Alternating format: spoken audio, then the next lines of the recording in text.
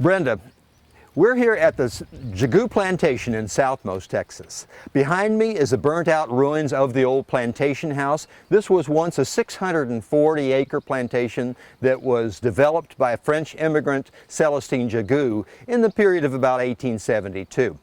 Now the situation that we have here is rather grave, because on this particular tract of land there are remaining 47 huge cypresses. And those cypresses are in danger of extinction because of lack of water. We are in the Resaca bottom. Naturally, that would kind of confuse somebody because there should be water here. Look behind me. Look at this beautiful row of Montezuma cypresses. They are hundreds of years old. If you take that collectively there, the age of those trees, end on end, would go back to the time of Christ.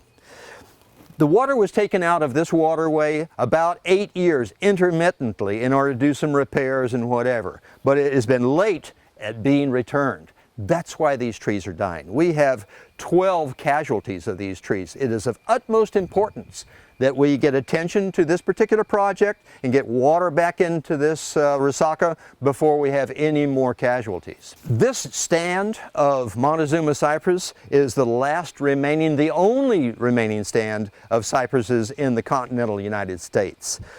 The people should care because this is a bioreserve that is so unique in the country that it cannot be left to go damaged. When Celestine Jagoo got this piece of land, 640 acres, he developed it into a Garden of Eden.